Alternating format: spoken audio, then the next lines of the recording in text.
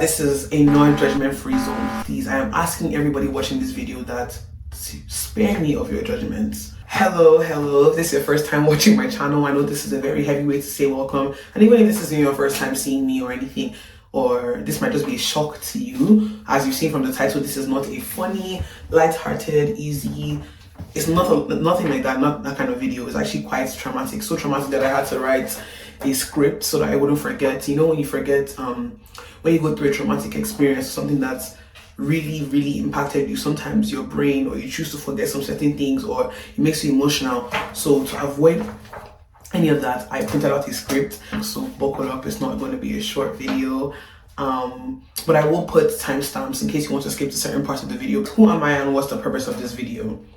So I've thought about making this video for a while, but a part of me was scared of reliving the trauma and how much negative impact it really did have on my life. I've always wanted to make this video. I've always wanted to talk about this because people have always asked me, especially people that already knew me before the church. And I feel like those are kind of people that I feel like I don't owe anybody an explanation, but I feel like those people deserve to kind of know what kind of happened to me. Or the purpose of this video is also to reach out to those who are in the church and are doubting, or people who are part of any kind of cult systems and they don't know how to determine if something's a cult or not, or if you're about to join the church, or you're doing some studies, or you're thinking of joining these kind of groups. This video is for that. There are many definitions of a cult, but here are the two that stood out to me. 1. A relatively small group of people having religious beliefs or practices regarded by others as strange or sinister. This is 2, by the way. Cult is a term often applied to new religious movements and other social groups that have unusual and often extreme religious, spiritual, or philosophical beliefs and rituals. Extreme devotion to a particular person, object, or a goal is another characteristic often ascribed to cults. Just to preface, most people in cults don't actually know that they're in cults. A lot of people in cults don't think they're in cults. They like to convince themselves that what they're in is not really a cult and everybody else is wrong, you know, but that's kind of the saying. Everybody can be wrong. You know what I'm saying? Everybody can be wrong. Yes, I understand that sometimes when it's a popular vote, it might not be the right thing, but if it is a movement, and when I get into this video, you guys will understand what I mean by you need to understand when you're in a cult. And I know it's hard when you're in it. Well, yeah. I say that this is a non-judgment free zone. Please, I am asking everybody watching this video that spare me of your judgments. Because a lot of people say, oh, how could you even join the church? That's so stupid. I would have known it was a cult. How did you stay? How did they manipulate you? Things like that. This is a non-judgment free zone. If you feel like you're going to be thinking like that this whole video, I really respectfully need you to leave. Any of them who see this video, by them I mean the people that were in this cult I was in, or a church, they might get triggered by that cult word, but I'm going to use it a lot. Any of them that see this video will basically just say they'll pray for me and classify me as lost. When they see me, they feel bad for me because they feel I'm going on a path to hell. They will probably think that me making this video is just another trial and tribulation they have to face for being the true church of God. I no longer care how they view me, as I'm completely healed, thankfully.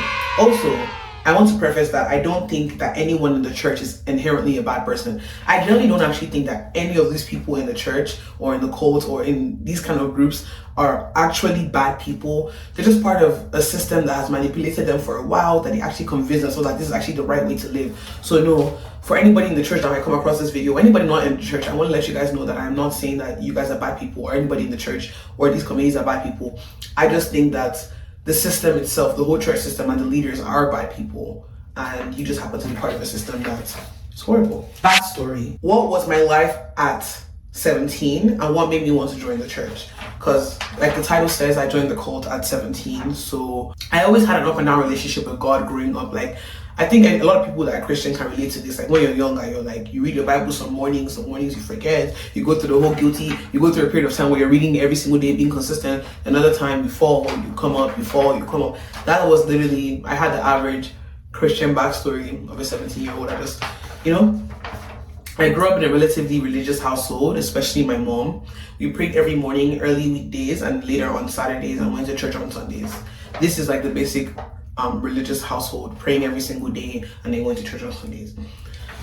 I questioned religion a lot growing up just because a lot of it didn't make sense to me. They felt like there was a lot of loopholes, and But I tried not to question it as much growing up because I was like, you know what? That's the point of religion. It's faith. You're supposed to believe without needing evidence or proof. That's the whole point of religion. So I was like, you know what? I'm just going to like stop asking all these questions, which I think is actually so stupid. Like, we need to stop saying don't ask questions because that's how you get yourself in stuff like this. 17 was an odd age for me. I was in my final year of high school in 2021 and I was about to graduate come May.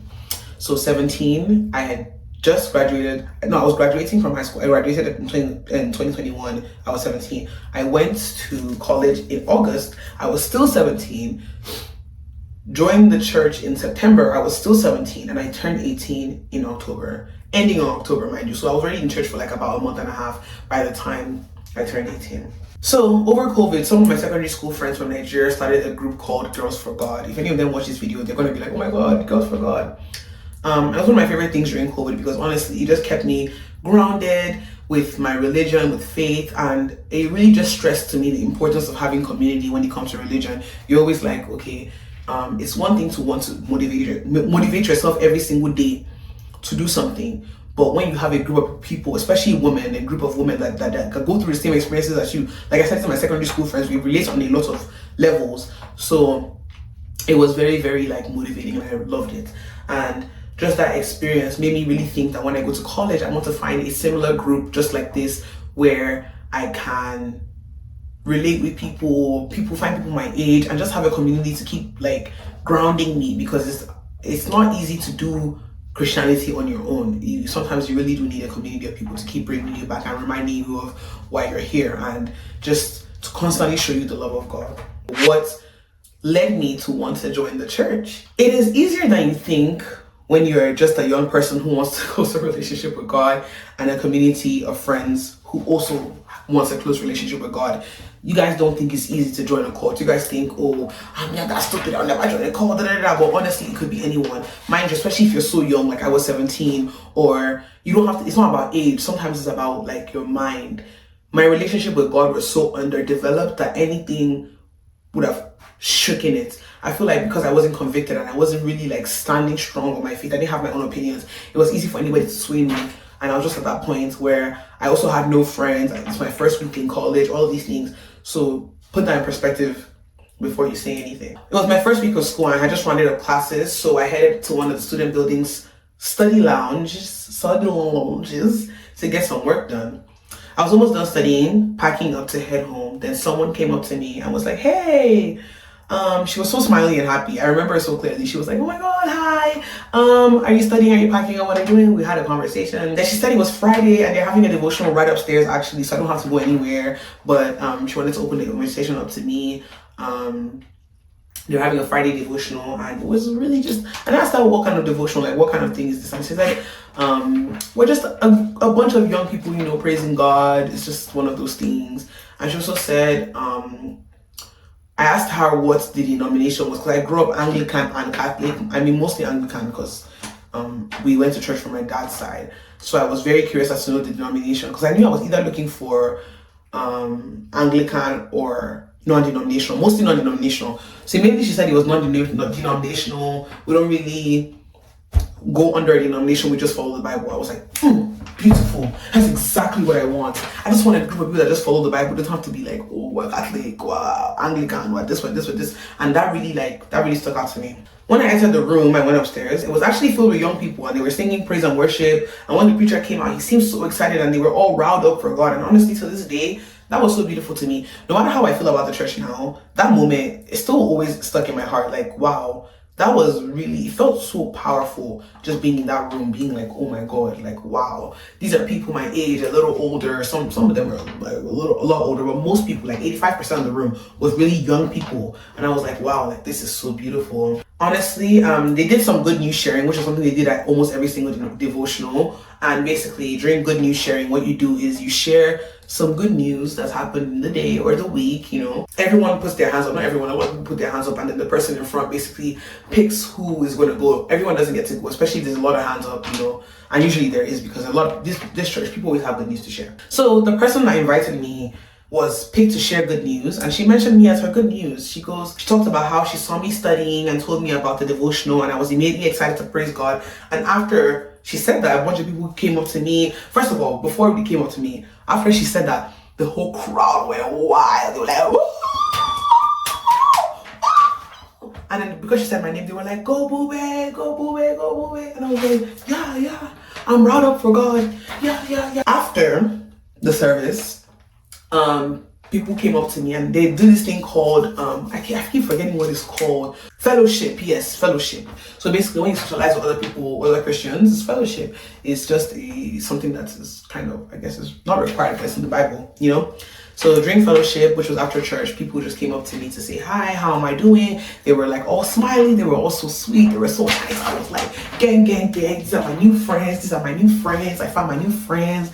And first week of college, I found my friends. Good luck to everybody else who's still finding their friends because I found mine, you know?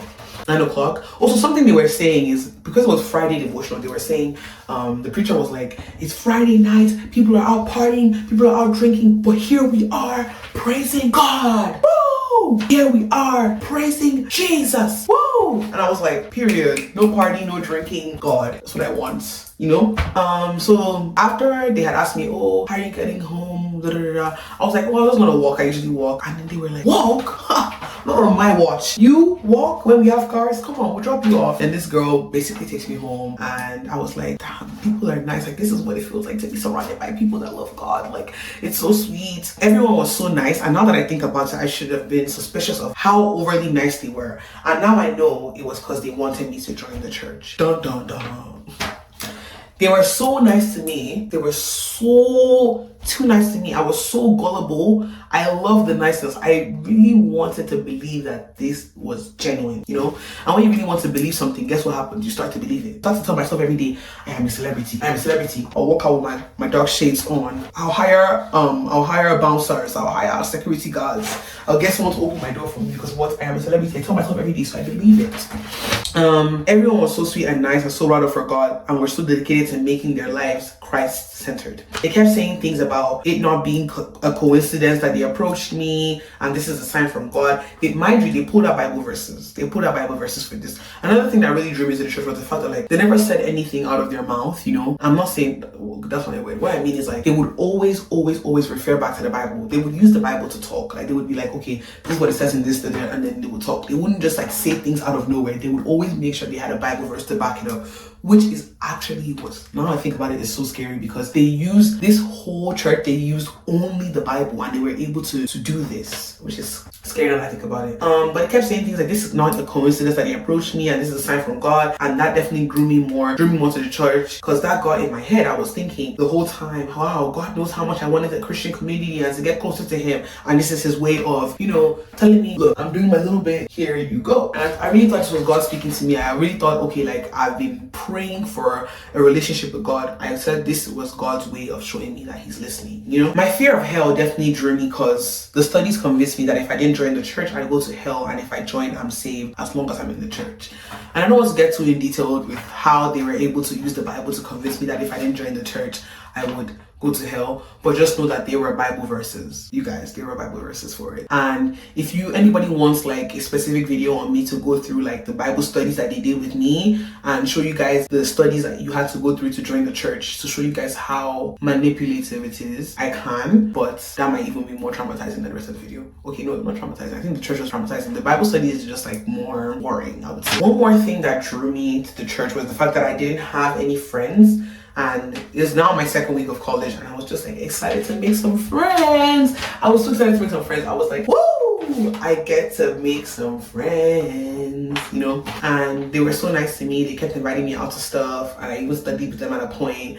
It just sounded beautiful to me to have friends. Second week of college, that were Christ-centered. I was like, they're on my wave. Now, what were the red flags? Warning signs I noticed and I ignored, because for me, so I've stayed there. I was there for 7 months, which is actually, it sounds like it's not that long, guys, but like 7 months in a cult or in a system that literally strips you of everything like that. That's who you are.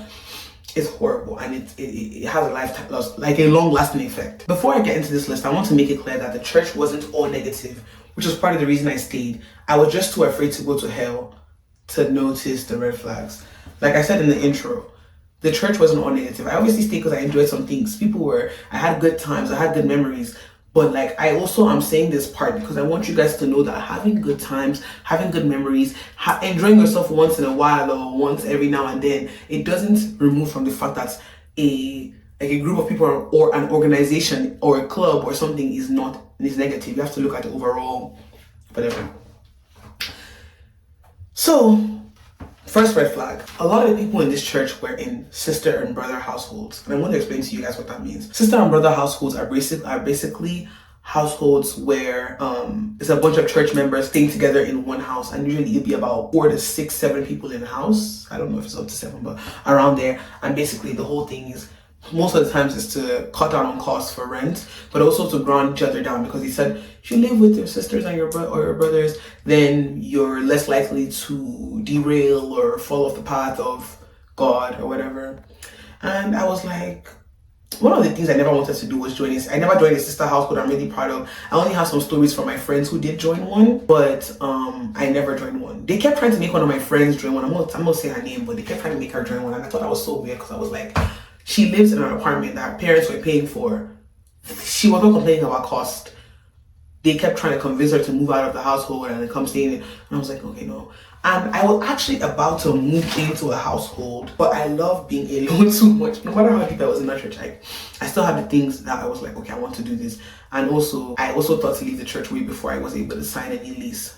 Thank goodness. 2, their household was odd because I was like, these people really have no lives outside of the church. You leave your house, you're with the people in the church. You go home, you're with the people in the church. Sundays, weekends, you're with the people in the church. And I want to go more into how you didn't have time. 2, I heard some people talking about some group chats before I got baptized and joined the church.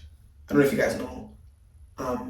Before I continued to, baptism was also one of the red flags. The fact that I had to get baptized to join the church, even though I already was baptized when I was a child. And they said that basically that baptism doesn't matter. But that's also one of the things they explained in the studies, which I said I'm not going to go into detail right now, so I don't want to derail. I heard some people talking about some group chat before I got baptized and joined the church. And I had asked them if I could join, and they immediately started stuttering, acting like they didn't hear me. Then they just said soon.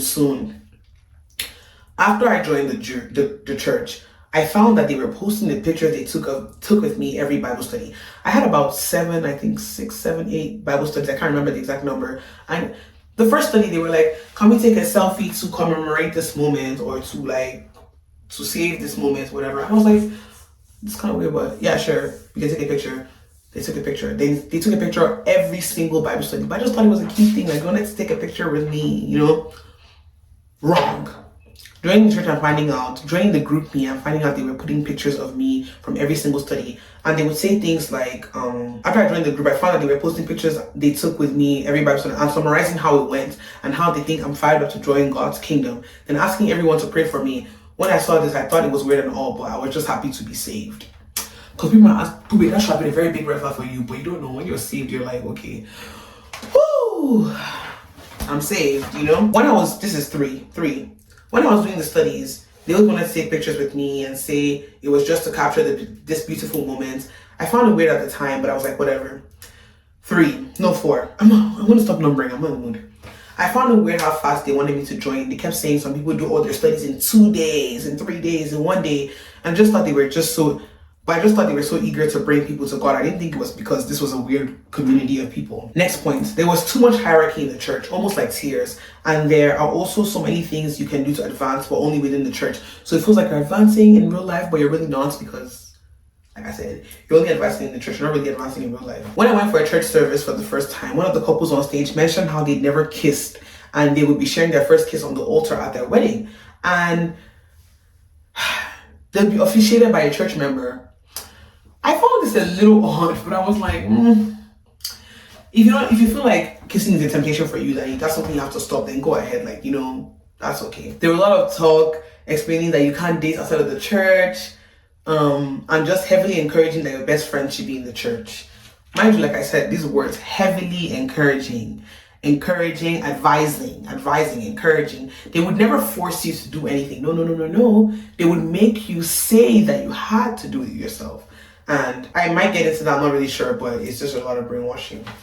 We were brainwashed into believing that anyone who didn't believe in the Bible the exact way they did and did not follow the path to salvation the exact way they did was basically going to hell. On my third Bible study, There was already a lot of talk about going to hell and discipleship, and I was quite young back then. But by the third study, they were able to make me say with my own mouth, after reading the Bible verses, that I am not a Christian, I am not a disciple, and I am not saved. Do you know how crazy it was for me to say that at 17? For me to be like, I am not saved, I am not Christian, I am going, if anything was to happen to me right now, I'm going to hell. Just let that marinate. Like, this is what I had to do. The way they talk about people who don't come back for their studies or leave the church is quite horrible. They see it as they're the only ones going to heaven and the rest of the world is going to hell unless they evangelize them. Yes, very, very weird.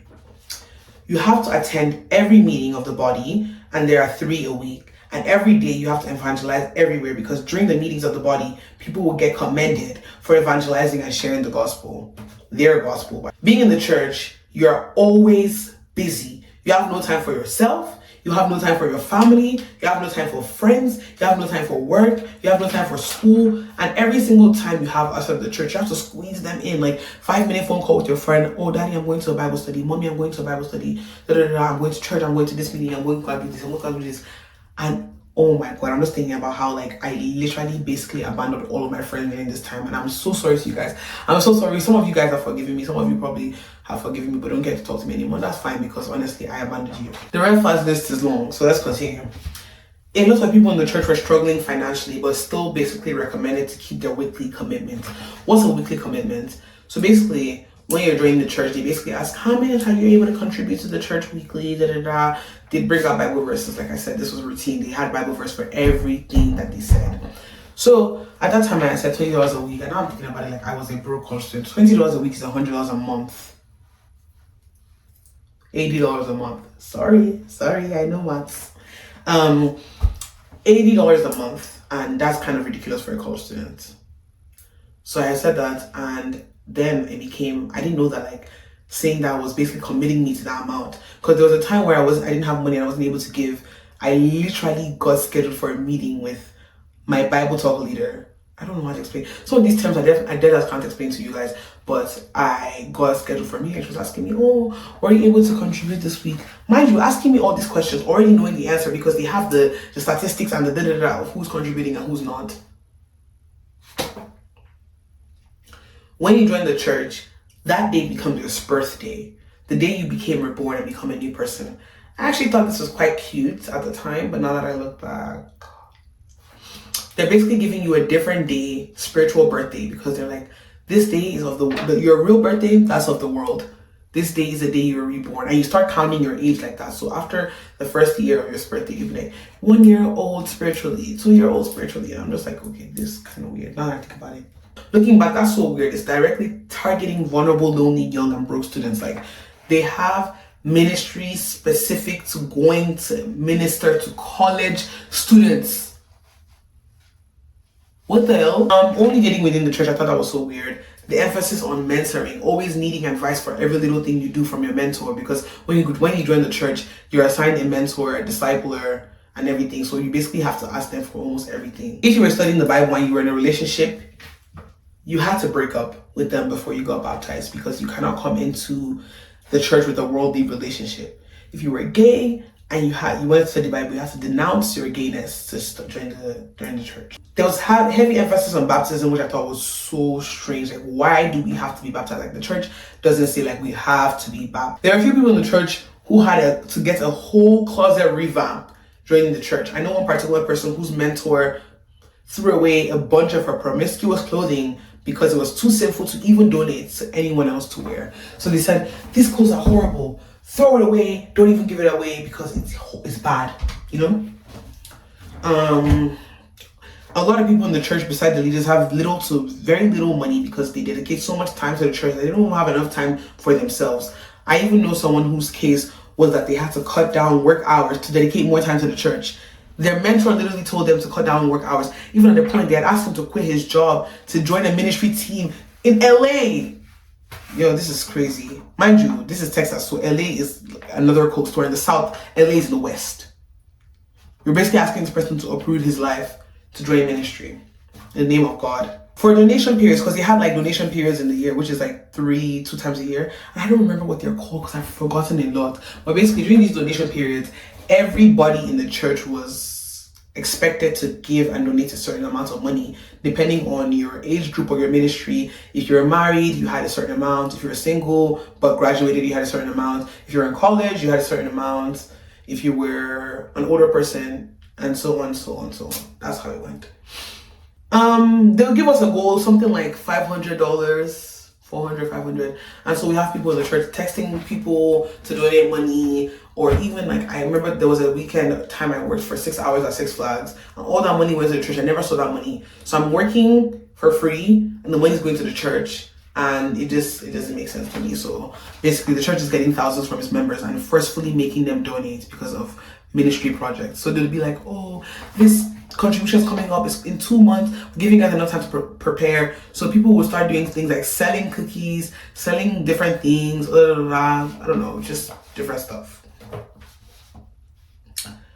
I want to say they have this transparency thing where they let us know how much they got and how they plan on dispersing the funds. But I don't know if I could confidently say those funds were dispersed correctly. It convinced me at the time, like, oh, this is so cool. The church is showing us exactly how much money is coming in, exactly how they're dispersing those funds, and exactly how much is left after they're dispersing those funds. And I was like, this is so cool, you know, because I've never really been to a church where they're so transparent about funds. Being in church was such a huge financial burden. On top of the 3 donation periods, there were mission trips which we had to fund ourselves. Like, we had to go. Like, I remember there was this winter conference. Luckily for me, it was here, because if not, I would have had to fund a flight ticket, then have to fund the hotel. Well, mind you, like, it would be like 5 people in a room, so we split it 5 ways, and just all these things. We're living so broke in the name of following God, and it just didn't make sense to me. This is not how my parents didn't bring me to this country to suffer. Like, people uproot their whole lives to go help the church ministry. There was a time in my church where around 20 church members. Mind you, the church was not like large, so 20 at the time was very, very big for our section of the church. This is a very, very large group. I don't want to mention the name just because, like, if someone mentions the name in the comments, I will like it to let you know they got it. But there was a very, very big group that had different ministries in different countries, different states, different cities, things like that. So 20 members moved to LA and OKC. I think it was about 30 something members actually. They moved them to Oklahoma, they moved them to LA, which was crazy to me. Some of them hadn't even graduated college at the time. Some of them left college, some of them changed their major. Liking someone in the church was such a long process that had too many processes involved. Like, if I had a crush on someone, you had to tell your mentor that you like them, and then your mentor would talk to their mentor, and both your mentors would talk to each other and decide if both of you guys, one, are spiritually ready to even be in a relationship, 2, if they like each other, and if this match would actually make sense. So basically, you can't just be like, oh my god, hey John, kind of feeling you. Or John can't be like, boo babe, I think you're so cute and I want to date you, you know? Not only were we restricted to dating in the church, even the dating in the church was restrictive. And even when you have that relationship or partner, you're not allowed to do anything with your partner without supervision or counseling. Because in general, you're not even allowed to be alone in the church, like with a guy or a girl, or with the opposite sex without having an accountability partner, because it's putting yourself in temptation or whatever. Everyone is so fake. The person that invited me to the church stopped talking to me shortly after I joined, and she made me believe that we were going to be friends. But no one in that church has interest in being friends with anyone lower than them spiritually. She just saw me as this girl she brought into the church. I don't think she was ever going to see me as much. I always tried to plan out like hangouts with her, because I was like, I thought she was so cool that I actually wanted to be friends with her. But she didn't care to be friends with me. Sorry if I'm talking fast. Daily life, expectations, routines, and rules. Every single day, you are around members of the church. In fact, the only people you will really probably hang around will be church members. When you're out, when you're in it, you don't realize how bad it is, and that was my case. The way that the church is done and integrated is in a way where, like, you spend almost all your time with church members, and I'll get into it. So it was standard that there was at least 2 meetings of the body a week. But honestly, I was having some type of meeting every single day. They said, oh, and when I was doing my study before I joined, they were like, oh, sign this, not sign this. They were like, do you agree that you have to meet, you co-sign to the 3 bodies meeting of the body, da, da, da. I don't remember exactly how I was worded, and I'm really trying not to misquote this church, because yes, it was bad, but I don't want to say anything that was wrong. There was a lot of expectations. One of my expectations was doing quiet times every morning and night, which I honestly didn't mind. It's just a time you set aside to read your Bible. That one wasn't that bad. Everyone in the church is assigned a mentor, and you meet them once a week. They give advice, we confess things to each other, and there's Bible verses. There's Bible verses, you guys listen. Every single day you have to make sure you're trying to recruit people. One of the higher ups back then, when I was in the church, said something along the lines of, imagine everyone out there is on fire, and we are the only ones with fire extinguishers and protective armor and everything. We need to do everything in our power to save as many people as we can. Now see, look at us. Innocent me, 18-year-old, 17-year-old me, now thinking, having all this weight on my shoulder, I have to save the world. I'm not Superwoman. I can't save the whole world. That's for God to do. God does the saving. I'm expected to call everyone bro or sis. You're not allowed to be alone with the opposite gender. If you're to be with the opposite gender, you need an accountability partner. You're not allowed to be on the phone with the opposite gender past 10 o'clock. That was it. That was one. You're not allowed to wear certain clothes because you have to protect our brothers or something like that. Quick example. I'm heavy chested, and there was a time I was having my mentor meeting or my discipling time, and she basically showed me a Bible verse, and she was like, what do you think? Do you think that someone wearing tight clothing would be promiscuous and would be affecting the brothers? And after showing the Bible verse, I was just like, yeah, it would be. What they do is they read a Bible verse and they make you agree and you say it yourself. So it doesn't seem like they're the one telling you. It's all a mind game. It's so bad. I mentioned the thing about a lot of people in the church being in a brother or sister household, and I said I was going to explain why that was an issue even more in this section. So I have a friend in the church who left. Thank God. She left, but when she left, she was in a sister household. So when leaving the church is so much harder when you're in a household, because how are you going to leave? You live there, you pay your rent, you can't just up and leave, So especially if they put your name on the lease, they put like some people's names on the lease. If they put your name on the lease, just forget it, man, you're stuck. But she wanted to leave. There's a lot of things that the church did to her at that time. She wanted to leave. My friend who had also left the church at the time, literally had to go to the household when everybody was in church. They were in church for 2 hours. That's the time they packed up all her stuff, took everything, put it into suitcases, cleared out her closet, everything, and they ran. That was the only way she was able to escape. Because if they had come back before she left, how is she going to pack all her stuff and say, I'm going home for vacation? And if you try to pack up your stuff, they will try to talk to you and be like, da, da, da. They won't even let you, they'll call all the da, da, da. They won't just let you leave. Like, they're not going to let you leave easy, Because in their head, they're trying to keep you from ruining your life and going to hell. Almost every day, you're either in a Bible study, you're practicing to lead a Bible study. There's Monday could be Bible talk, Tuesday will be COPS, which is like something for leaders. Wednesday was midweek, Thursday meeting with a mentor, Friday meeting with a mentor. So Friday was devotional, Saturday you have an e-date. What is an e-date, you may ask? An e-date is just a time where the brothers ask the sisters on a date during the weekend. Most of the times you get asked. I was asked on one almost always consistently. Well, sometimes, because everyone in church is still human. If they don't find you attractive, most of the time they might not ask you. But I was asked a good amount of times, to the point where like a lot of my weekends were taken up, And these dates, I don't know, like they were just so weird, because you cannot go alone with the person that's asking you on a date. It has to be you and one or two other couples, because most of the times it'll be like 2-3 other couples. It's not even giving dates, it's literally giving hangout. It's giving hangout, guys. If you guys see this, stop the hangouts. Stop the hangouts. My bad with you. And then Sunday is church. So Monday, Tuesday, Wednesday, Thursday, Friday, Sunday, you're doing something for the church every single day. Some days take more time than others, but basically most of your week is consumed with the church. The higher up you go to the church, and the more time you dedicate to the church, and the less time you dedicate to yourself, family, friends, and life in general, it makes it so much harder for you to leave. Because think about it. The more time you dedicate to anything, the harder it is to leave. Like think about it. If you're in a relationship for 6 years, 7 years, even like a relationship for 1.5 years, 3 years, and let's say you're in a relationship from when you're 21 to 23. it will be really hard for you to leave because you dedicated 3 years of your life to this person, and it's going to take a lot of convincing for you to leave, no matter how bad you think it is. That's also kind of how this works, except a little bit worse because it's a cult. Manipulation tactics. Manipulation tactics.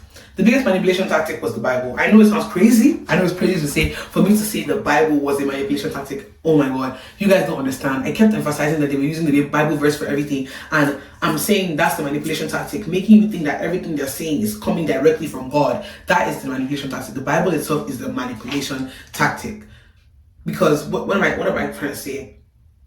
This water bottle, right? This water bottle itself, water itself is not anything bad. It's not bad. But if I decide to use water as something bad, water becomes bad.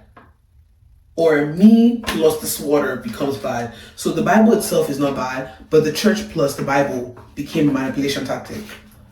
Why am I explaining this to you guys? You know I don't mean any harm. When we get to my turning points, I'll explain how they use Bible verses to tell me to run away from home.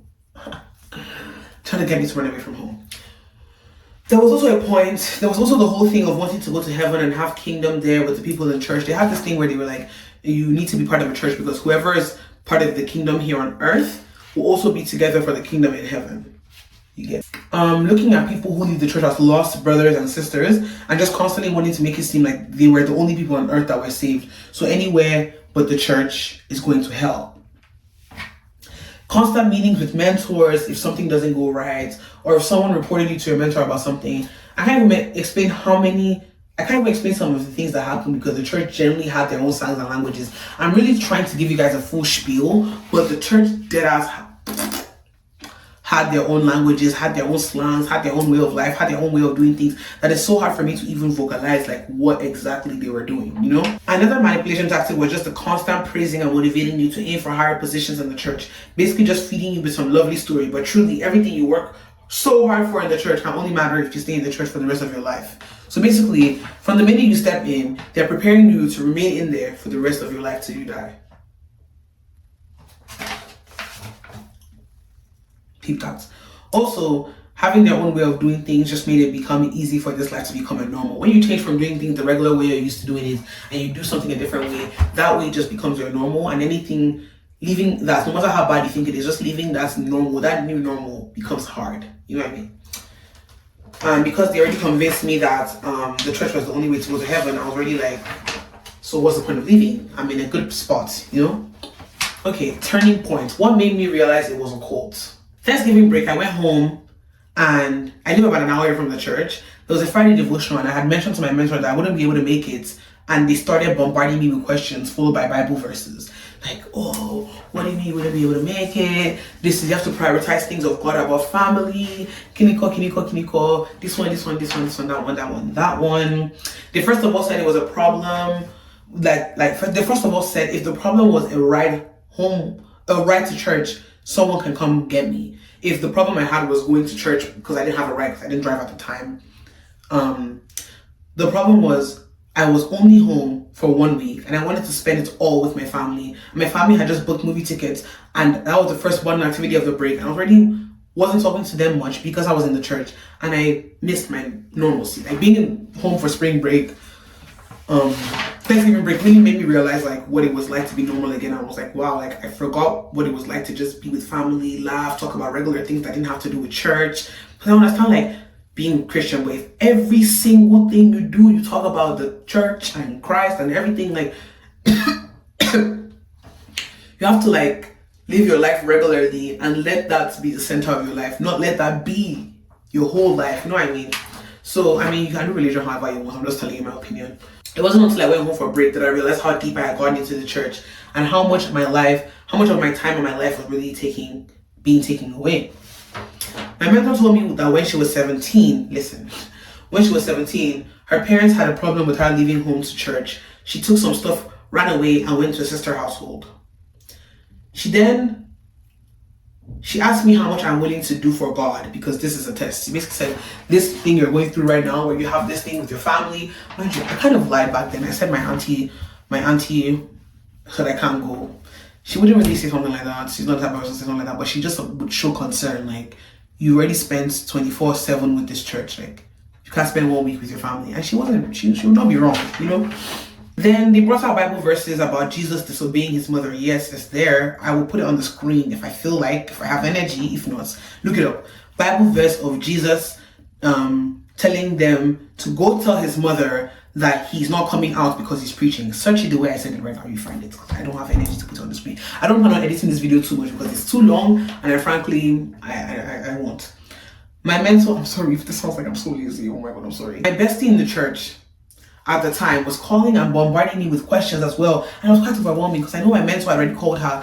Oh, you're her best friend, this and this and that. Call her, maybe she should listen to you, this and this and this. And I was like, Because I didn't go to devotional that Friday, when I went to church on Sunday, I had this very serious meeting with my mentor that kind of made me laugh internally. I was like, damn, like, I didn't go to one meeting and now there's this big deal. Like, it's not even like I didn't go for 5. I didn't go for 1. I didn't go for 1 meeting because I was on holiday with my family.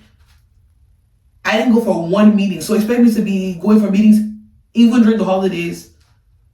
So basically, I can't go for spring break. I can't go for Christmas. I can't travel to Nigeria. Mind you, there was a time I was going to go home to Nigeria for summer, around the time where I actually left the church. And they said, do you think that you would be able to keep your faith if you stay with your family for over 2 weeks? So basically, the only rule is that you can't be away from the church for more than 2 weeks.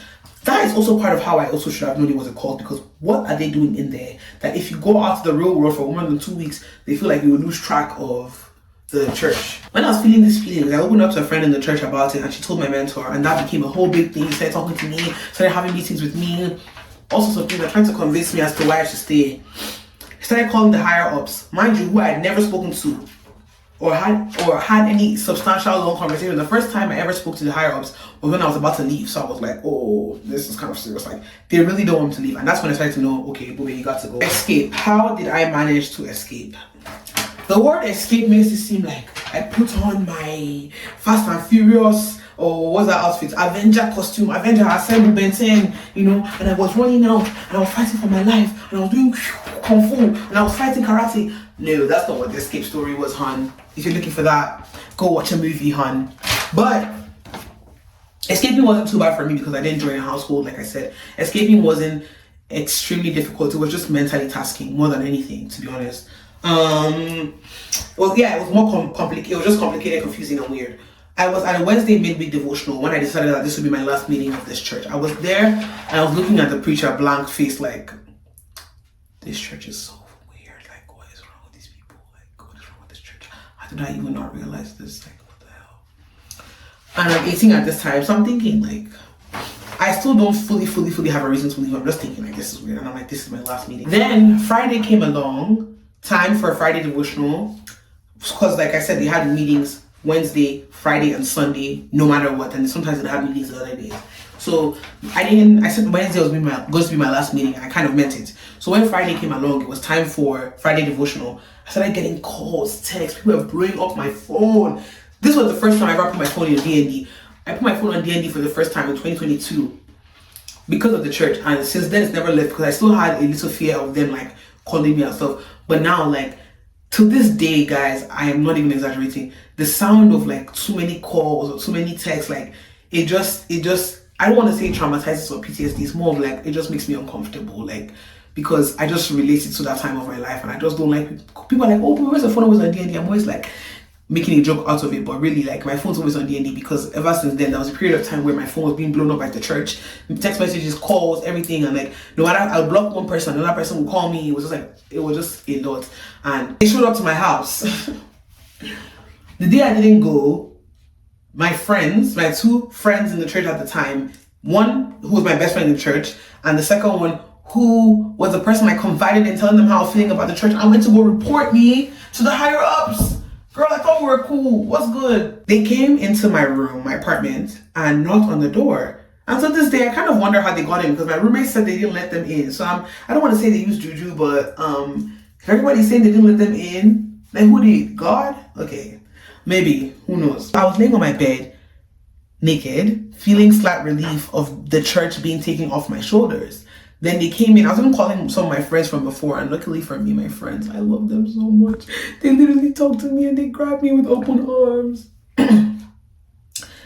They came into my room and I was under the covers. I was like, oh my god, I'm literally naked right now, and they're still here. everything that they said to me that day just seemed very, very scripted. I was like, okay, this sounds very scripted. Then I looked at my friend's phone. I'm very careful with the word friend. And she was on the call with my mentor. So this whole thing, I was being listened to. It was scripted, it was planned, and it was very, very strategic.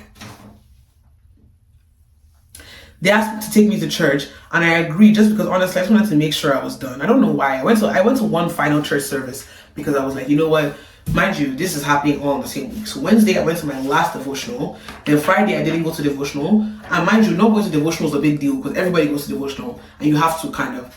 Then Sunday I decided I'm just going to go to church, and I went. When I went, the leaders of the church offered to take me. The leaders, the higher ups in the church, offered to take me for Mediterranean food and discuss the doubts I was having. Of course, I didn't decline Mediterranean food. Who do I look like to decline free Mediterranean expensive food? I'll go hear you guys out, but I'm not joining the church again. I'm done. I just want to go and eat. To be honest, being in the church was bad, but not as close to as bad as leaving the church. Like what leaving the church did to me mentally, physically, socially, and everything. But I'll make another video for the aftermath of the church and how it affected me, so stay tuned. Also, I hope this was a safe space because I just shared something very vulnerable that I've been wanting to get off my chest. I shared it in a little humorous way because I didn't want it to be like, feel too heavy. But really guys, this was very heavy, and you see in the aftermath video how heavy this really was. And I don't know if I rounded up the whole how I left thing, but basically after the Mediterranean food, my phone stayed on D&D. I didn't pick up anybody's calls. I blocked people. If I saw them at church, I just avoided them. And yeah, they eventually removed me from the group chat after like I think 2 weeks or 3 weeks. And yeah, that's basically a good summary of what happened. You guys will be surprised what happens in a few months, but yeah, that's a good summary. I just realized I forgot to put my lip gloss on for the second half. Like, obviously, now it's obvious that I went to go and eat. Like, nobody told me to put lip gloss on. I don't like being lip glossless. Whatever, it's too late. It's too late.